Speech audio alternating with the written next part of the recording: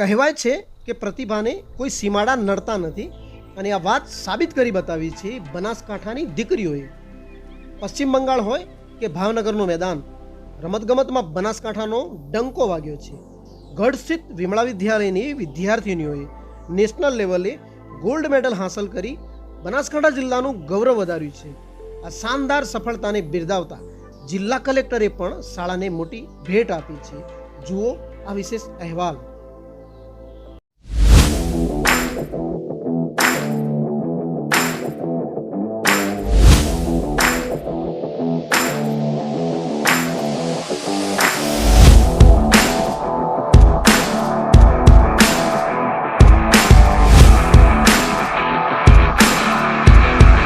રમતગમત ક્ષેત્રે ગુજરાત આગળ વધી રહ્યું છે ત્યારે બનાસકાંઠાની દીકરીઓ પણ તેમાં મોખરે છે.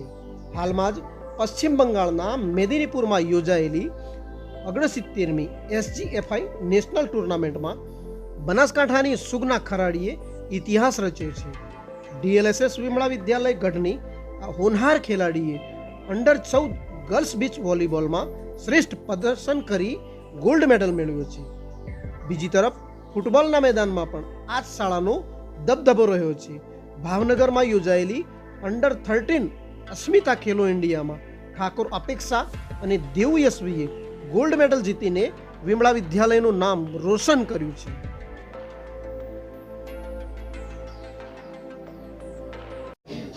મારું નામ ખરાડી સુગનાબેન દીતાભાઈ છે.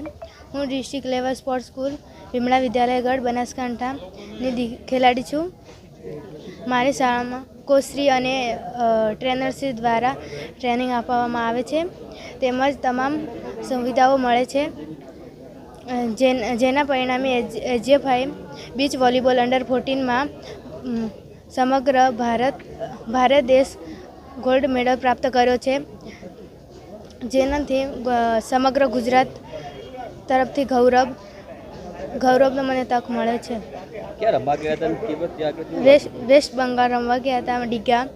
અમારી પહેલી મેચ આંધ્રપ્રદેશ સામે થઈ હતી, બીજી મેચ ઝારખંડ સામે થઈ હતી, ત્રીજી મેચ ગોવા સામે થઈ હતી. પછી અમે સેમિફાઇનલમાં પહોંચ્યા. સેમિફાઇનલમાં અમે અમારા તમિલનાડુ સામે હતી, તમિલનાડુ સામે જીત્યા. પછી ફાઇનલમાં પહોંચ્યા. ફાઇનલમાં પંજાબ સામે હતી, પંજાબ સામે જીત્યા. પછી અમે ગોલ્ડ મેડલ પ્રાપ્ત કર્યો. તેનો અનુભવ કેવો હતો? હાર. દીકરીઓની આ ઐતિહાસિક સિદ્ધિની નોંધ લેતા બનાસકાંઠા જિલ્લા કલેક્ટર મિહિર પટેલે તેમનું વિશેષ બહુમાન કર્યું હતું. ખેલાડીઓના ઉત્સાહને વધારવા માટે કલેક્ટરે વિમળા વિદ્યાલયમાં સ્પોર્ટ્સની વધુ સુવિધા ઊભી કરવા તાત્કાલિક અસરથી 10 લાખ રૂપિયાની ગ્રાન્ટની જાહેરાત પણ કરી છે. આ સન્માન કાર્યક્રમમાં બનાસકાંઠા ક્રિકેટ એસોસિએશનના પ્રમુખ અને પૂર્વ ધારાસભ્ય શશિકાંત પંડ્યા તેમજ પાલનપુર તાલુકા ભાજપ પ્રમુખ રમેશભાઈ પટેલ સહિતના અગ્રણીઓએ હાજર રહી દીકરીઓને પ્રોત્સાહન પૂરું પાડ્યું હતું. પ્રવીણકુમાર વિમળા વિદ્યાલય ગઢ, બનાસકાંઠા, ગુજરાત. અંડર-14 વોલીબોલ સ્પર્ધા વેસ્ટ બંગાળ ખાતે યોજાયેલી. એમાં અમારી વિમળા વિદ્યાલયની DLSS સ્પોર્ટ્સ સ્કૂલની ખેલાડી ખરાડી સુગનાએ ભાગ લીધેલો. એમાં ભારતની 28 રાજ્યની જે ટીમ હતી એમને ભાગ લીધો હતો અને એમાં અમારી જે આ દીકરી છે ખેલાડી એને ગુજરાતનું પ્રતિનિધિત્વ કરીને ગોલ્ડ મેડલ પ્રાપ્ત કર્યો છે. આજે કલેક્ટર સાહેબ શ્રીએ અમને અહીંયા બોલાવ્યા અને અમારા ખેલાડીઓનું સન્માન કર્યું. એથી વિશેષ કે એમને 10 લાખ રૂપિયા આપવાની ઘોષણા કરી. અમારા જે ખેલાડીઓ છે એમનું બહુ જ સાહેબે માન સન્માન કર્યું અને નેક્સ્ટ જ્યારે બીજી બી ગેમો હશે એમાં પણ આ ખેલાડીઓને પ્રોત્સાહન આપ્યું એટલે ખૂબ જ આગળ આવીશું.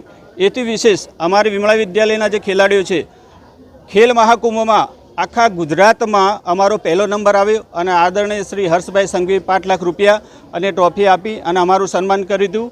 બીજું એથી વિશેષ કે અમારા જે ટ્રસ્ટી સાહેબ શ્રી છે કુમારભાઈ ઝવેરી, એ પોતે ન્યૂયોર્ક રહે છે અને એ પણ અમારી સંસ્થાને આગળ આવવા માટે ખૂબ જ પ્રોત્સાહિત કરે છે અને વિદ્યાર્થીઓ આગળ આવે એમાં વર્ષમાં 2 વાર આવે છે અને પ્રોત્સાહિત કરે છે. બીજું આદરણીય શ્રી નરેન્દ્રભાઈ મોદીનું જે સપનું છે 2036નું જે ઓલિમ્પિક રમવાનું, એમાં સાહેબશ્રી દીકરીઓને ખૂબ જ મહત્ત્વ આપે છે.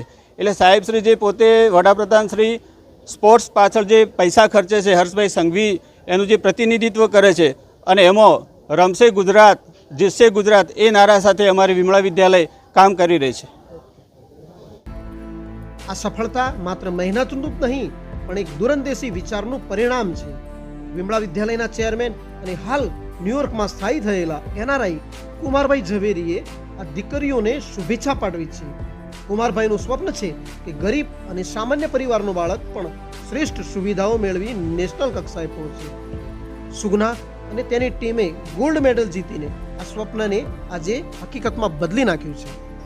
કોચ DLSS વિમળા વિદ્યાલય ગઢ આજરોજ આપણા સ્પોર્ટ્સ ઓથોરિટી ઓફ ગુજરાત દ્વારા ચાલતી ઇન સ્કૂલ DLSS દ્વારા જે આપણે સુગનાબેન ખરાડી છે તે આપણા નેશનલ ખાતે ગોલ્ડ મેડલ મેળવ્યો છે. બરાબર, એમના થકી આપણે ગુજરાતનું નામ રોશન થયું છે, સાથે સાથે બનાસકાંઠા જિલ્લાનું પણ નામ રોશન થયું છે.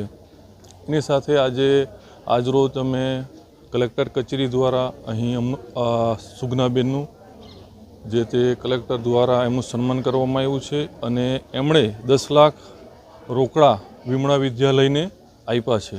એ બદલ હું કલેક્ટરશ્રીને ખૂબ ખૂબ આભાર માનું છું અને બનાસકાંઠા જિલ્લા વ્યાયામ સંઘ અને એસોસિએશન દ્વારા જે તે સન્માન કરવામાં આવ્યું છે એમનો ખૂબ ખૂબ હું આભાર માનું છું. Thank you. જય હિન્દ. ઇલિયાસ સિદ્ધાર્થ.